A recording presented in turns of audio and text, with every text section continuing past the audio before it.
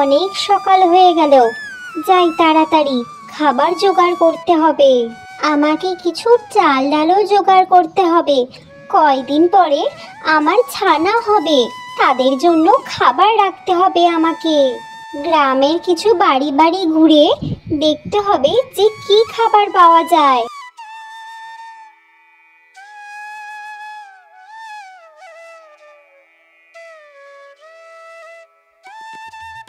আজকে অনেক খাবার পেয়েছি, যাই বাসার একটি কোণায় গিয়ে রেখে দিই, অসময়ে কাজে লাগবে।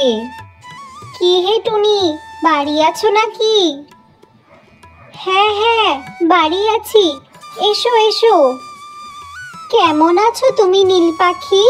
অনেকদিন তোমার সাথে দেখা হয়নি, আজ হঠাৎ কি মনে করে? শুনলাম তোমার ছানা হবে, তাই দেখতে আসলাম তুমি কেমন আছো, আর জানতেও এসেছি যে তারা হয়ে গেছে নাকি।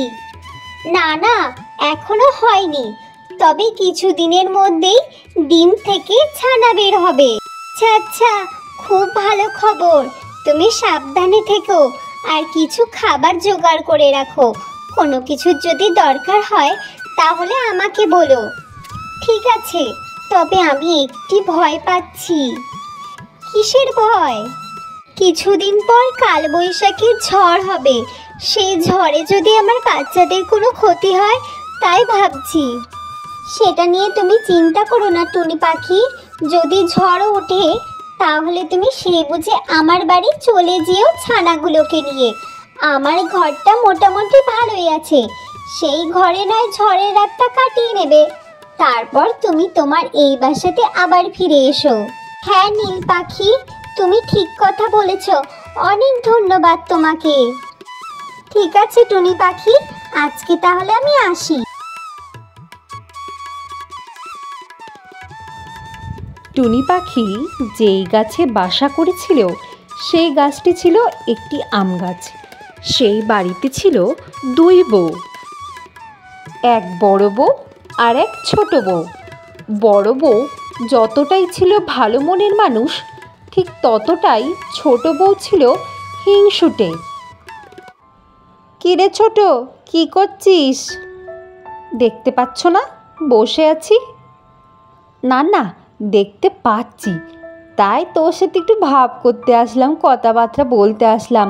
কি করছিস তাই দেখছি। তা রান্না বান্না হলো? হ্যাঁ হয়ে গেছে, বলো কি বলবে।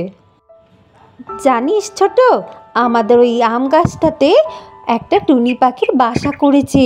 টুনি পাখির বাসায় মনে দুটো চারটে ডিমও আছে, কিছুদিনের মধ্যেই মনে হয় ছানা হবে। শোন, তুই আবার আম পাড়তে যাস নিখন। আম পাড়তে গিয়ে যদি লাঠির খোঁচে বাসাটা ভেঙে পড়ে যায়, ঠিক আছে? তোর যদি আম খাওয়ার ইচ্ছে হয় তাহলে আমাকে বলিস, তোর দাদাকে বলে বাজার থেকে আনিয়ে দেব। শোনো দিদি, বাড়িতে গাছ থাকতে আমি ওই বাজার থেকে আম কিনে খেতে পারবো না। আর তুমি এইসব আমাকে বলতে এসছো? কোথায় কোন গাছে পাখির বাসা করেছে সেই সব শুনে আমি কি করব শুনি? আর এই গরমে আমের চাটনি, আমের ডাল এইসব খেতে তো ইচ্ছে করবেই। আর বাড়িতে গাছ থাকতে আমি সব কিছুই বাজার থেকে কিনে এনে করতে পারবো না। সে যা হয় দেখা যাবে, আমার ওইসব নিয়ে তো মাথা ব্যথা নেই। আমাকে রান্না করতে দাও, তুমি এখান থেকে যাও দিদি। আম গাছে পাখিতে বাসা করেছে তাই নাকি আম পাড়া যাবে না, যত সব আদিক্ষেতা। আজকেই আমি বিকেলে আম মাখা করব। গাছের আমগুলো বেশ বড় বড় হয়েছে, এখন যদি আম মাখা না খাই তাহলে কি আর ভালো লাগবে? যার যা খুশি হোক গে, আমার ওসব দেখে লাভ নেই। সে ইচ্ছে করেই লাঠি দিয়ে গাছে জোরে জোরে বাড়ি মারতে থাকে, যাতে টুনি পাখির বাসা ভেঙে পড়ে যায়।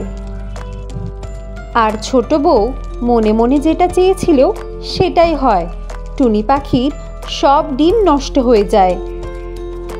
বাপরে, কতগুলো আম পড়েছে, আমগুলো নিয়ে মাখা করি। বড় বউ বাড়ি ফিরলে দেখে টুনি পাখির বাসাটা নিচে পড়ে আছে, আর টুনি পাখির সব ডিমগুলো ভেঙে নষ্ট হয়ে গেছে।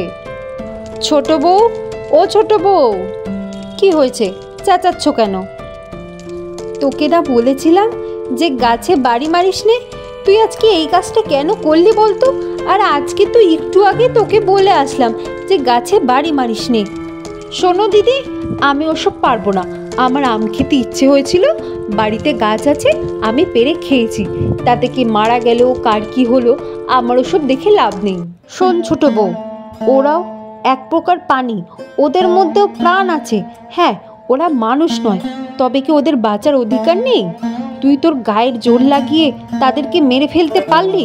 তোর কি একটুও মনে বাজছে না?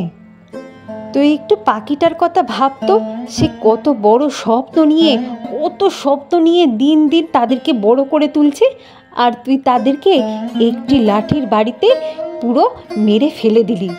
আচ্ছা, তাদের কি একটাই দোষ ছিল যে তোর বাড়ির আম গাছে সে বাসা বেঁধেছিল?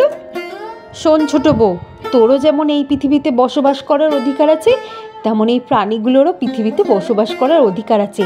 এই কথাটা কিন্তু ভুলে যাস না। তবে হ্যাঁ, তুই আজকে যে কাজটা করলি সেই কাজটা তুই মোটেও ঠিক করিসনি।